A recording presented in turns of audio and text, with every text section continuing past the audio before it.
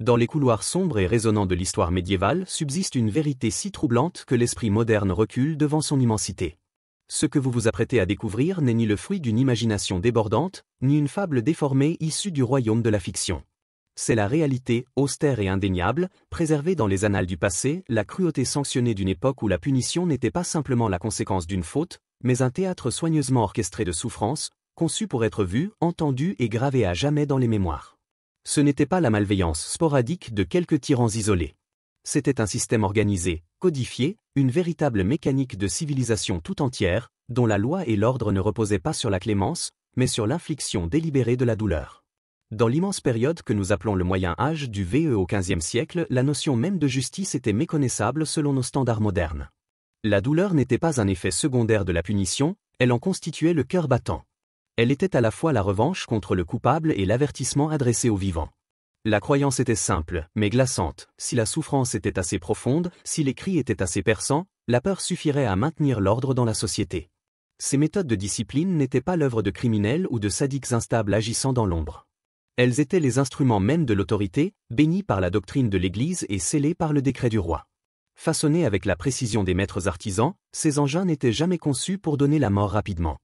Ils étaient élaborés pour infliger des heures, des jours, voire des semaines de tourments soutenus, un démantèlement lent et méthodique du corps et de l'esprit humain. Les bourreaux et tortionnaires de cette époque n'étaient pas de simples brutes. C'étaient des hommes qui connaissaient intimement l'anatomie humaine, où un os pouvait être brisé sans tuer, où la chair pouvait être percée pour prolonger la douleur sans ôter la vie. Chaque geste était calculé, non pas pour la miséricorde, mais pour générer la terreur psychologique la plus intense, s'assurant que le condamné souffre jusqu'aux limites du supportable, tandis que la foule absorbait la leçon dans l'horreur.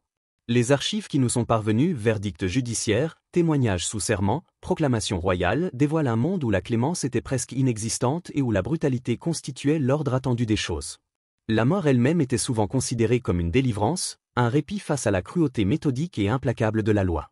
Ces châtiments ne visaient pas seulement les coupables, ils étaient aussi des instruments de contrôle, consolidant le pouvoir à la fois de la couronne et de l'Église. Étudier ces pratiques n'est pas se complaire dans l'horreur, mais comprendre le chemin obscur qu'a parcouru l'humanité et la distance que nous avons franchie pour nous en éloigner. La justice médiévale ne se souciait pas de la dignité de l'individu. Elle regardait fixement un seul objectif, préserver l'autorité par la peur. Et la peur était une monnaie qui achetait l'obéissance à bas prix. Les preuves de ces méthodes ne nous sont pas parvenues par le biais de rumeurs, mais par le poids de documents historiques, des récits qui ont traversé les siècles, dont l'encre est aujourd'hui pâlie mais dont le sens reste aussi tranchant qu'autrefois. Derrière chaque mention, derrière chaque description, il y avait une vie, un être humain réel, dont les cris résonnèrent un jour dans l'air, dont la souffrance fut aussi tangible que les battements de votre propre cœur. Nombre de ces personnes furent torturées et mises à mort pour des crimes qui, aujourd'hui, ne vaudraient guère plus qu'une amende, des travaux d'intérêt général ou un simple avertissement. L'Europe médiévale elle-même était née des décombres morcelés de l'Empire romain, mosaïque de royaumes, de fiefs et de domaines religieux, chacun défendant jalousement son pouvoir. Dans ce monde sans force de police unifiée ni lois universelles, la justice était locale et elle était personnelle. Seigneurs et évêques détenaient le pouvoir de vie et de mort, et leurs paroles avaient la force de l'écriture. Les remettre en question n'était pas seulement illégal, c'était une hérésie, une offense faite à la fois à la terre et au ciel. L'Église catholique, avec son immense influence, ne se contentait pas d'approuver les châtiments terrestres, elle les sanctifiait. La souffrance physique, enseignait-on, pouvait purifier l'âme. Un tourment extrême pouvait sauver le pécheur des flammes de la damnation éternelle. Ainsi, la cruauté n'était pas présentée comme telle, mais comme un acte de miséricorde divine. C'était ce genre de raisonnement qui permettait à des hommes de détruire des corps tout en se persuadant qu'ils sauvaient des âmes. Les principes que nous considérons aujourd'hui comme les piliers de la justice, présomption d'innocence, droit à un avocat, proportionnalité des peines, n'avaient pas leur place dans ce monde. Une accusation pesait autant que la preuve, et l'accusé portait la charge de prouver sa propre innocence. La torture n'était pas vue comme une barbarie, elle était considérée comme une méthode honnête et légitime pour découvrir la vérité. La sévérité de ces châtiments était aussi façonnée par les réalités de la vie médiévale. À une époque où la famine, la guerre et la peste étaient des menaces constantes, il n'était pas question de gaspiller des ressources pour maintenir de longues peines d'emprisonnement. La justice devait être rapide, marquante, par-dessus tout, terrifiante. La mort ou la mutilation n'étaient pas seulement moins coûteuses qu'une cellule de prison, elles étaient infiniment plus efficaces pour maintenir les survivants dans le droit chemin. Même les connaissances médicales limitées de l'époque alimentaient cette mécanique de cruauté. Les médecins n'étaient peut-être pas capables de guérir les maladies, mais ils savaient suffisamment pour nuire avec précision. Ils comprenaient quelles blessures tuaient rapidement et lesquelles prolongeaient l'agonie. Ce savoir était transformé en arme, garantissant que la douleur puisse être maximisée sans éteindre la vie trop tôt. Entre de telles mains, l'art de souffrir devint une science. Au cœur de la justice médiévale résidait une conviction unique et inébranlable: la peur était le gardien le plus sûr de l'ordre. Les autorités étaient persuadées que si le peuple voyait assez de souffrance, s'il entendait les cris des condamnés et contemplait la ruine de leur corps, il réfléchirait à 2 fois avant de défier la loi. C'était la dissuasion dans sa forme la plus primitive et la plus terrifiante. Les exécutions publiques et les tortures n'étaient pas des affaires sombres et privées, elles étaient des spectacles. Des communautés entières étaient attirées par ces événements, voyageant depuis les villages voisins comme pour assister à une fête.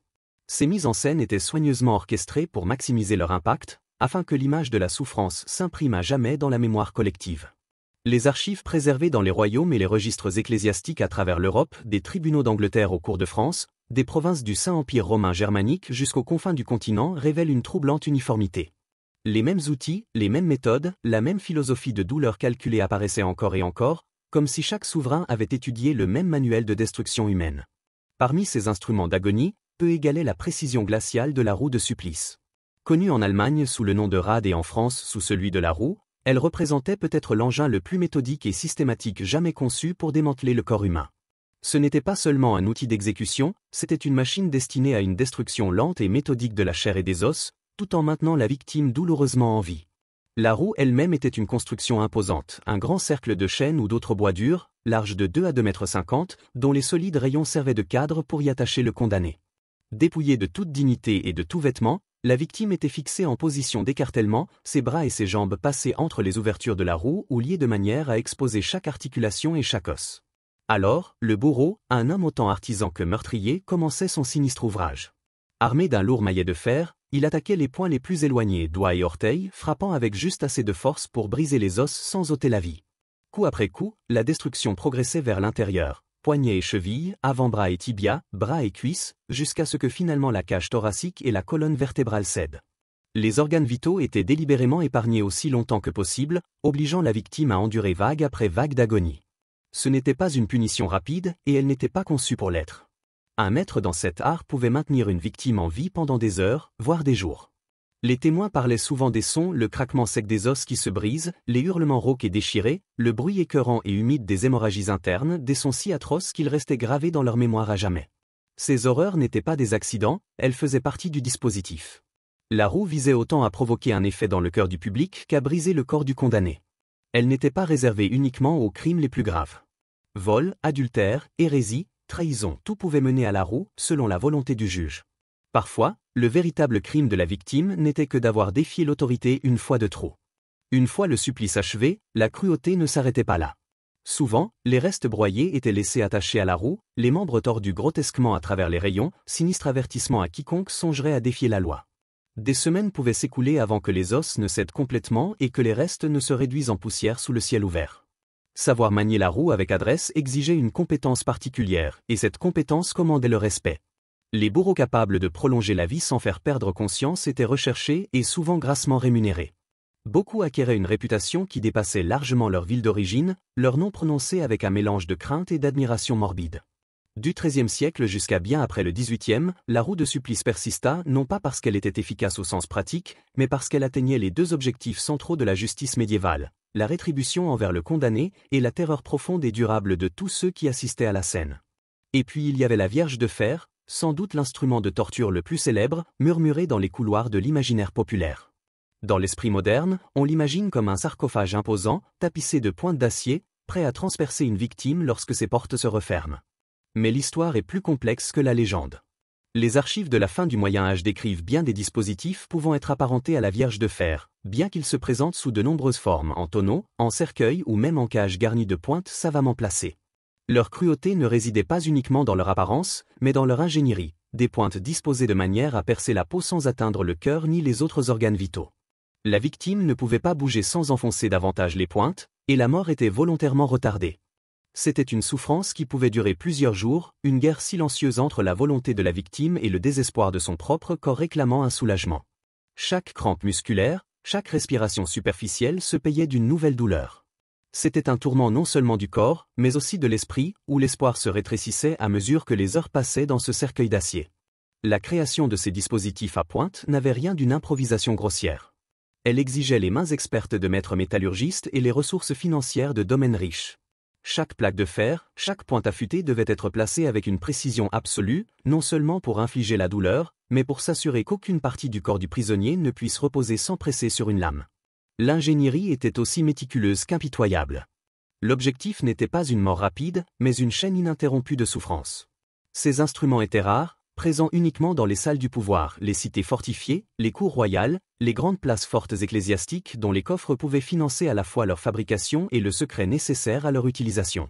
Les pointes elles-mêmes étaient disposées avec une cruauté calculée, évitant le cœur, les poumons et les autres organes essentiels, obligeant la victime à exister dans un état suspendu entre endurance et effondrement.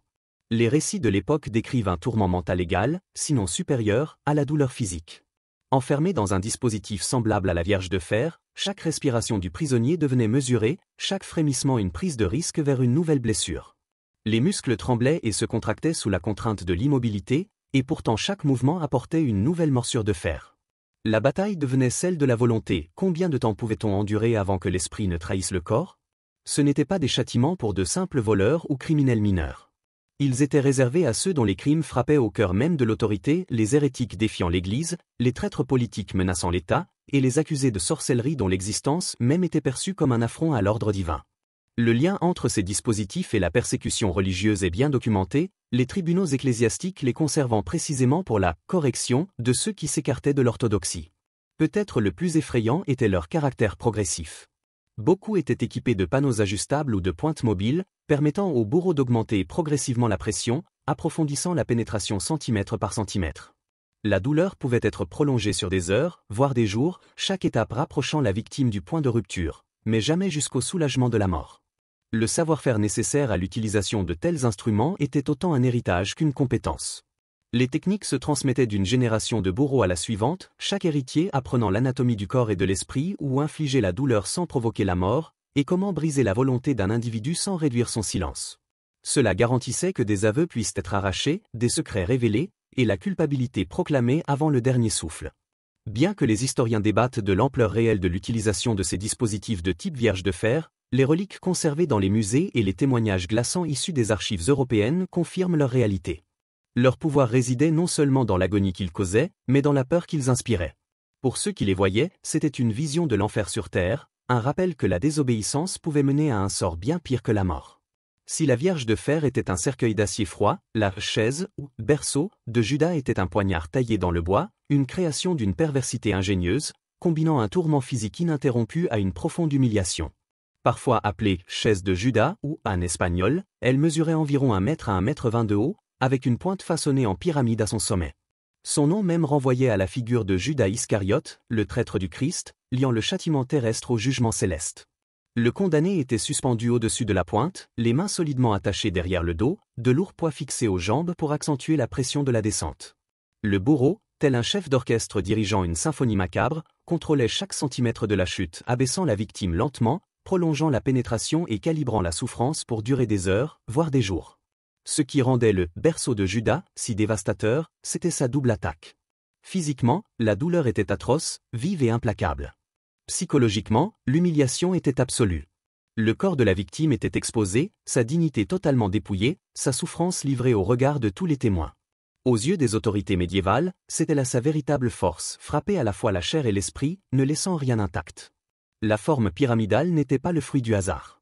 Elle était taillée pour provoquer un inconfort maximal sans infliger de blessures mortelles immédiates. Un bourreau expérimenté pouvait maintenir une victime dans ce purgatoire de douleur indéfiniment, la poussant à avouer, à se rétracter, à trahir d'autres personnes, ou simplement à implorer la miséricorde de la mort. Une telle conception exigeait le savoir-faire d'artisans spécialisés dans le travail du bois, des hommes qui comprenaient non seulement la géométrie de l'objet, mais aussi la mécanique de l'endurance humaine. L'appareil devait être suffisamment solide pour supporter le poids, parfaitement équilibré pour que la douleur soit inévitable mais la mort retardée. L'Inquisition espagnole comme les tribunaux laïcs l'utilisaient avec précision, en particulier dans les affaires d'hérésie, de trahison ou de crimes sexuels où l'humiliation était considérée aussi essentielle que la punition. Les survivants, car il y en eut, parlaient du berceau de Judas non pas seulement comme d'une douleur, mais comme d'une descente dans la folie. Pour ceux qui en étaient témoins, la vue d'un condamné suspendu au-dessus de cette pointe acérée suffisait à figer toute velléité de rébellion dans leur cœur. Le berceau de Judas n'était pas seulement une arme contre le corps, c'était une lame contre l'esprit. L'union de la douleur insupportable, de l'humiliation sexuelle et de l'impuissance totale brisait bien des victimes longtemps avant que leur corps ne cède. Cette destruction mentale n'était pas un effet secondaire malheureux, c'était l'objectif réel de l'instrument. Son utilisation dépassait largement la simple punition. Les salles de l'Inquisition, les cours royales et les cellules obscures l'employaient comme outil d'interrogatoire et de coercition. Encore et encore, les archives mentionnent son rôle dans l'obtention d'aveux, la dénonciation de complices ou le reniement de convictions religieuses ou politiques profondément ancrées. La douleur qu'il infligeait était si intense, si intime, que la vérité n'avait plus d'importance. Une victime était prête à dire n'importe quoi, absolument n'importe quoi, pour que cela cesse, qu'il s'agisse de la vérité ou d'un mensonge. De ces ténèbres émergea une autre création monstrueuse, la chaise de torture, témoignage de l'obsession médiévale pour la science de la souffrance. Connue en divers endroits sous les noms de chaise chinoise, chaise à pointe ou d'autres titres sinistres, elle se tenait comme l'un des instruments d'agonie les plus complets et méthodiques jamais conçus. Contrairement au dispositif qui s'attaquait à un seul membre ou organe, la chaise de torture était conçue pour tourmenter tout le corps simultanément. Des centaines de pointes de fer acérées, chacune placée avec une intention précise, recouvraient l'assise, le dossier, les accoudoirs et les repose-pieds. Leur disposition n'était pas aléatoire, chaque pointe avait une longueur et un angle calculés pour sa cible, courte et fine pour des zones délicates comme le visage ou les organes génitaux, plus longue et épaisse pour la chair des cuisses, du dos et des bras. Le propre poids de la victime devenait complice de son supplice. Une fois assise, la gravité la pressait contre les pointes, chaque mouvement enfonçant le métal plus profondément. De nombreuses chaises étaient équipées de sangles, d'accoudoirs réglables et de poids, permettant au bourreau d'augmenter la pression lentement, délibérément. Une séance pouvait durer des heures, la victime restant consciente et capable de répondre aux questions, ou plus exactement, de hurler des réponses tout au long. L'horreur commençait avant même le premier contact. Les victimes pouvaient voir l'appareil qui les attendait, ces centaines de pointes brillantes promettant une étreinte que nul ne pouvait endurer. Cette anticipation rongeait l'esprit, sapant la volonté avant même qu'une seule pointe ne perce la chair. Une fois assis, la douleur était constante, inévitable, chaque respiration, chaque tressaillement trahissant l'instinct de survie du corps. Les récits témoignent d'un usage répandu de la chaise à travers l'Europe, de l'Espagne à l'Allemagne, de la France à l'Italie. Elle trouvait une faveur particulière durant l'Inquisition, lorsque hérétiques et sorcières y étaient brisés, leur résistance usée jusqu'à ce que l'aveu recherché soit prononcé. La conception de la chaise incluait souvent des éléments destinés à approfondir la terreur, des pointes placées pour menacer les yeux, ou façonnées pour causer des blessures internes conduisant à une mort lente, même si la victime était relâchée. Le savoir-faire pour l'utiliser était un art jalousement gardé. Les bourreaux professionnels savaient exactement comment positionner le corps, comment équilibrer l'agonie et la survie, et comment obtenir la soumission sans provoquer une mort trop rapide. Pour ceux qui détenaient le pouvoir, c'était un talent inestimable, la capacité de plier la volonté humaine au service de l'autorité. Et vint ensuite l'une des formes d'exécution les plus hideuses jamais imaginées, le sciage. Si la chaise de torture était une danse calculée de douleurs prolongées, le sciage en était le crescendo brutal et sanglant. La victime était ligotée et suspendue la tête en bas, la tête pendante vers le sol tandis que les jambes pointaient vers le ciel. Cette inversion n'était pas destinée uniquement au spectacle, elle répondait à un objectif physiologique sinistre. En plaçant la tête plus bas que le cœur, le sang continuait d'affluer vers le cerveau même lorsque le corps était découpé, garantissant que la victime resterait consciente bien plus longtemps que la nature ne l'aurait permis. Le bourreau, maniant une lourde scie à deux mains, commençait par l'aine, les dents mordant la chair, les muscles et les os. Lentement, atrocement lentement, la lame progressait vers la poitrine et la tête. Ce choix n'était pas anodin, il était souvent réservé aux crimes qui violaient les liens les plus sacrés de la société, l'adultère, le meurtre au sein de la famille, la trahison ou l'hérésie contre l'Église. C'était à la fois une punition et une dégradation, destinée non seulement à tuer, mais aussi à dépouiller le condamné du moindre fragment de dignité avant que la mort n'intervienne enfin. L'exécution par sciage était autant une démonstration de cruauté qu'une méthode de mise à mort, et elle exigeait une précision macabre. L'art du bourreau ne résidait pas dans la rapidité, mais dans sa capacité à prolonger l'agonie. Il fallait maintenir un rythme régulier et délibéré, assez rapide pour briser le corps, mais assez lent pour garder la victime consciente durant les phases les plus insoutenables. Trop rapide, et le choc ou la perte de sang priverait la foule de son spectacle. Trop lent, et l'effet pourrait s'émousser. Les maîtres de cette exécution développaient leur propre technique, marquant des pauses entre les coups de scie pour laisser l'esprit de la victime s'engloutir dans la terreur, la maintenant consciente de chaque centimètre que la lame gagnait à travers la chair et l'os. Les sons eux-mêmes faisaient partie intégrante de la punition, le crissement des dents de la scie contre l'os, les bruits humides et écœurants des muscles déchirés, les cris montant et se brisant dans la gorge du supplicié. Ces sons n'étaient pas cachés, ils étaient essentiels à la mise en scène, chacun d'eux gravant dans la mémoire des témoins la leçon de l'autorité. De telles exécutions n'étaient pas de simples actes de vengeance, mais des démonstrations publiques du pouvoir de l'État. Elles étaient organisées pour rappeler à tous où résidait l'autorité et ceux qui attendaient quiconque oserait la défier.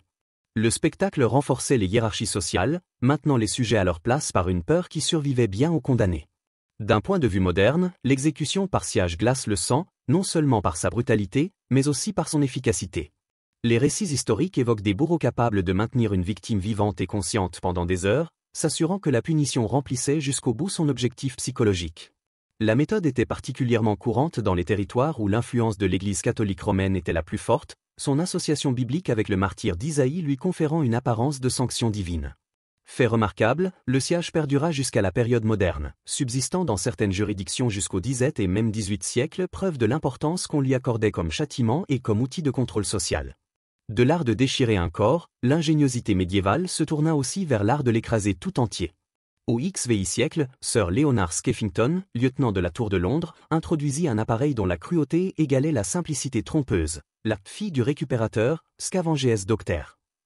Là où le chevalet étirait le corps, cette invention le repliait sur lui-même, comprimant os, muscles et organes dans un espace bien plus réduit que ce que la nature avait prévu. Elle se composait de bandes de fer et de charnières, forçant la victime à adopter une position accroupie si extrême que les genoux étaient remontés contre la poitrine et la tête poussée entre eux. Une fois la victime immobilisée, un mécanisme à vis resserrait les bandes, repliant encore davantage le corps sur lui-même. Les côtes se tendaient et se fissuraient sous la pression. Les poumons cherchaient l'air, mais n'avaient plus de place pour se gonfler. Les organes étaient écrasés au-delà de leur capacité, tandis que les articulations hurlaient sous des angles contre nature. Le choix laissé aux suppliciés était sinistrement simple, avouer ou suffoquer. Ce qui rendait la fille du récupérateur particulièrement terrifiante, c'était la superposition de ces assauts. La compression broyait les organes. La posture déchirait les articulations. Le manque d'air provoquait panique et claustrophobie. Ensemble, ces forces attaquaient simultanément tous les systèmes du corps, assiégeant complètement l'endurance humaine. Les archives de la Tour de Londres rapportent son usage principalement contre les ennemis religieux de la couronne, réformateurs protestants sous règne catholique, catholiques récalcitrants sous souverain protestant, quiconque dont la foi défiait le pouvoir en place. Ici, l'aveu n'était pas seulement une exigence légale, mais une arme politique et spirituelle. La psychologie de cette torture était aussi calculée que sa mécanique. Les victimes se sentaient peu à peu s'effondrer sur elles-mêmes, leur propre anatomie devenant l'instrument de leur destruction. Le resserrement progressif leur laissait le temps de réfléchir, de mesurer chaque instant qui passait face au prix de la résistance, jusqu'à ce que la pression, sur l'esprit comme sur le corps, les brise complètement. Les bourreaux professionnels formés à son usage savaient exactement jusqu'où aller avant que les organes vitaux ne cèdent. Ils pouvaient prolonger l'agonie sans l'interrompre, un talent très recherché par ceux qui privilégiaient le contrôle à une exécution rapide. Certaines versions de l'appareil comportaient des pointes supplémentaires ou des bords dentelés qui s'enfonçaient dans la chair à mesure que la compression augmentait, ajoutant le sang à l'asphyxie. La fille du récupérateur n'avait pas toujours besoin d'être utilisée pour accomplir son œuvre, souvent, sa simple vue suffisait. Sa réputation pour sa compression impitoyable, capable de replier un corps sur lui-même jusqu'à ce que les os grincent les uns contre les autres et que le souffle ne vienne plus qu'en halètement court et désespéré, était si profondément redoutée que de nombreux prisonniers avouaient dès la première menace de son application. À la Tour de Londres, elle devint une icône de la terreur, un exécuteur silencieux de l'obéissance. De l'art d'écraser naquit l'art de faire taire. La fourche de l'hérétique était un instrument trompeusement simple, deux pointes métalliques acérées fixées à une courte tige, l'une orientée vers le haut en direction de la chair tendre sous le menton, l'autre vers le bas, dans la partie supérieure de la poitrine. Maintenue en place par une sangle de cuir ou un collier métallique, elle semblait presque anodine. En vérité, c'était un mariage cruel de tourments physiques, d'humiliation publique et de symbolisme religieux. Le nom même de la fourche proclamait sa raison d'être. On y gravait souvent des inscriptions comme « Je me rétracte » ou des invocations pieuses à la colère divine, transformant la punition en un sombre rituel. Chaque souffrance du condamné devenait une démonstration de la supposée désapprobation divine, un sermon écrit dans la douleur. Son effet était autant psychologique que physique. Les pointes empêchaient d'abaisser la tête, rendant impossible de manger, de boire ou même de parler sans subir une douleur vive. La bouche ne pouvait pas s'ouvrir complètement, avaler devenait une torture, converser, une impossibilité. Cela servait à un double objectif, réduire au silence physique toute dissidence tout en empêchant symboliquement que d'autres blasphèmes ou hérésies ne franchissent les lèvres de la victime. La cruauté résidait aussi dans la posture imposée. Forcées de garder la tête anormalement haute, les victimes semblaient fières ou défiantes, même si la douleur et l'humiliation les vidaient de l'intérieur. Cette dignité illusoire faisait partie intégrante du châtiment, un masque ironique porté devant les moqueurs. La fourche de l'hérétique n'était pas reléguée dans l'ombre des cachots. C'était un appareil destiné à être vu. Les peines publiques consistaient souvent à promener le porteur dans les rues ou à le laisser debout sur une place bondée, son incapacité à s'incliner servant de témoignage visible à la domination de l'Église et de l'État. À l'époque de l'Inquisition espagnole et au-delà, de telles démonstrations portaient tout le poids du message de l'autorité, défiez la foi, et vous serez brisé dans votre corps et votre esprit. Sa construction exigeait une grande précision. Les pointes devaient pénétrer suffisamment pour infliger une douleur constante, mais sans provoquer de blessure si grave qu'elle abrège trop tôt la démonstration. Cet équilibre était l'œuvre de métallurgistes expérimentés, garantissant que la victime puisse endurer et être endurée par la foule aussi longtemps que nécessaire. Puis vinrent d'autres outils d'humiliation, moins sanglants mais tout aussi destructeurs. Le pilori et les entraves ne brisaient peut-être pas les os et ne répandaient pas le sang, mais ils excellaient dans une autre forme de cruauté, l'érosion lente et ritualisée de la dignité humaine. Le pilori maintenait sa victime debout, la tête et les mains coincées dans des planches de bois, forçant une posture courbée et impuissante. Les entraves liaient les chevilles, parfois aussi les poignets, de façon à ce que le condamné soit assis, totalement exposé à la foule. Les deux positions rendaient la victime vulnérable, incapable de se protéger de ce qui allait suivre. Et ce qui suivait n'était que rarement de simples insultes.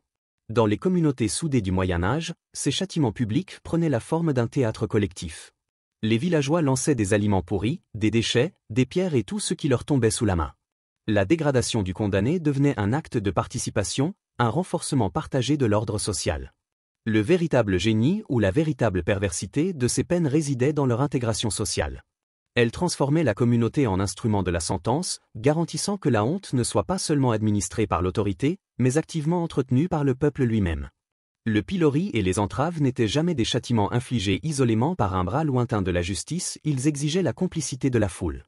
La justice, ici, n'était pas seulement un spectacle, mais une performance partagée, à laquelle voisins, marchands, et même enfants étaient invités à prendre part.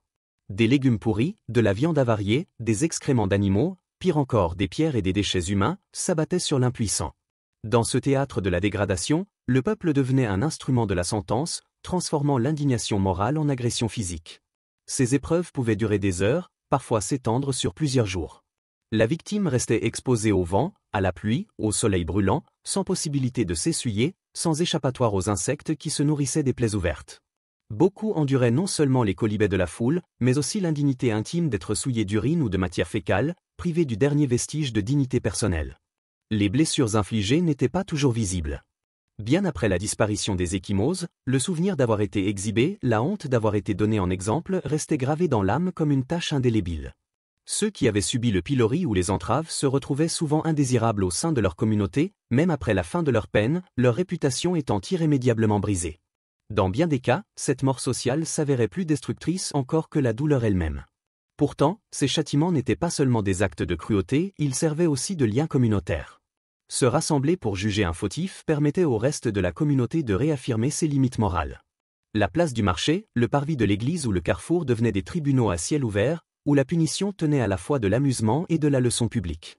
La nature des crimes punis de cette manière révèle ce que la société médiévale craignait le plus: le vol, l'adultère, la fraude commerciale, le blasphème, la propagation de rumeurs malveillantes ou toute remise en cause de l'autorité des anciens et des dirigeants. L'exposition publique était considérée comme la réponse la plus appropriée au crime qui violait la confiance et l'harmonie du groupe. Et si l'humiliation ne suffisait pas à garantir une dissuasion durable, la loi disposait de réponses encore plus sévères, des châtiments conçus pour marquer à jamais le corps et la vie. Le marquage au fer et les mutilations étaient des peines gravées dans la chair, visibles pour toute une vie. Il ne s'agissait pas d'agonie passagère, mais de peines à perpétuité inscrites sur le corps. Les outils de ce métier, lourds fers à marquer façonnés en lettres ou en symboles, exigeaient l'habileté de maîtres forgerons, leurs arêtes conçues pour cautériser la chair nette, laissant des marques qui ne s'effaçaient jamais. Chaque symbole portait un sens. La lettre T pour voleur, un A pour adultère, et d'innombrables autres emblèmes funestes étaient brûlés sur la peau, à des endroits impossibles à dissimuler: le front, la main, la joue. La mutilation obéissait à sa propre logique implacable: couper des doigts ou une main entière à un voleur, trancher les oreilles des calomniateurs, fendre le nez de ceux accusés de semer la sédition. Même l'ablation de la langue était jugée un prix approprié pour le mensonge et le parjure. Les bourreaux et tortionnaires pratiquaient une forme sombre de médecine. Ils cautérisaient les plaies pour arrêter les saignements, savaient comment éviter l'infection et travaillaient avec une précision destinée à maintenir le condamné en vie, car un corps vivant, marqué et brisé, constituait l'avertissement le plus efficace qui soit. Le résultat était un exil permanent de la vie ordinaire. Une personne marquée ou mutilée ne pouvait cacher son passé. Ces cicatrices parlaient pour elle, rendant tout emploi impossible, le mariage improbable, et la réintégration dans la société n'était plus qu'un rêve qui s'évanouissait. C'était une punition qui ne prenait jamais fin, une peine portée dans la chair jusqu'à la mort. Ces événements, comme toutes les punitions publiques, étaient mis en scène avec cérémonie. La lecture du crime, la déclaration officielle de culpabilité, l'application méthodique du fer ou de la lame, chaque étape se déroulait devant la foule, gravant dans la mémoire collective le lien entre crime et châtiment. Et bien que les méthodes varient d'une région à l'autre, le message était le même dans toute l'Europe médiévale, le corps pouvait devenir une proclamation vivante de la honte, une leçon ambulante d'obéissance offerte aux yeux de tous. La permanence de la marque, l'inévitable visibilité de la cicatrice et l'écrasant exil social qui en résultait n'étaient pas des conséquences fortuites mais des éléments délibérés, calculés, d'un vaste système de contrôle. Ces châtiments ne se contentaient pas de discipliner le corps, ils réécrivaient le destin d'une personne, la marquant non seulement dans sa chair, mais aussi dans la mémoire de la communauté. La honte subie par un seul devenait un avertissement pour tous, résonnant à travers les générations. Tel était l'héritage de la brutalité médiévale, un monde où la douleur n'était pas un sous-produit regrettable de la justice, mais un instrument essentiel de l'ordre. Pour maintenir l'obéissance et faire respecter la volonté de l'Église et de la couronne, la souffrance humaine était utilisée comme une arme, raffinée et célébrée comme une nécessité divine. La cruauté n'était pas l'excès d'un sadique isolé. C'était un système soigneusement entretenu, sanctifié par la religion, soutenu par la politique et accepté par le peuple lui-même. Les instruments de torture de l'époque, de la roue de supplice au fauteuil hérissé de pointe, étaient des prouesses d'ingénierie macabre. Leur construction nécessitait non seulement des mains expertes et des matériaux coûteux, mais aussi l'aval de ceux qui détenaient le pouvoir et les jugeaient dignes d'investissement. La même ingéniosité qui aurait pu bâtir des ponts, des moulins ou des cathédrales était détournée vers l'art de prolonger l'agonie humaine. La religion donnait à cette cruauté son plus puissant bouclier. La doctrine était détournée jusqu'à pouvoir bénir le chevalet, sanctifier le fer brûlant et louer la potence. La douleur devenait une forme de purification, l'exécution, une forme de salut. Sous ce camouflage moral, les citoyens ordinaires pouvaient jeter des pierres à un homme au pilori ou applaudir un bûcher public sans se considérer comme cruel. Ils pensaient participer à la justice divine. La nature publique de ces châtiments servait à des fins bien plus profondes que la simple dissuasion. Ils étaient des rituels, un théâtre sur la place où la foule était à la fois spectatrice et actrice. Regarder, c'était se rappeler sa place, huer, c'était affirmer sa loyauté envers le système. Dans ces spectacles orchestrés, l'autorité n'était pas seulement appliquée, elle était célébrée. Les effets psychologiques se répercutaient bien au-delà de l'échafaud. Les communautés vivaient sous une ombre constante de peur, leur obéissance achetée non par la loyauté, mais par la conscience de ce qui attendait ceux qui osaient résister. Cette peur persistait même après que les flammes se soient éteintes et que les instruments aient rouillé, façonnant les sociétés longtemps après que les châtiments eux-mêmes aient disparu. Le déclin de ces méthodes ne fut pas soudain. Il se fit par étapes hésitantes, porté par la montée des États centralisés, l'émergence d'une police professionnelle et la lente diffusion des idées des Lumières sur la dignité et les droits humains. Pourtant, même au XVIIIe et XVIe siècle, on trouvait encore, dans certains recoins de l'Europe, des échos de l'échafaud médiéval. Aujourd'hui, la conservation de ces archives sombres nous oblige à affronter leur signification. Elles témoignent de l'ingéniosité de la cruauté, de la souffrance d'innombrables victimes et de la capacité de sociétés entières à normaliser l'horreur. Mais elles servent aussi d'avertissement.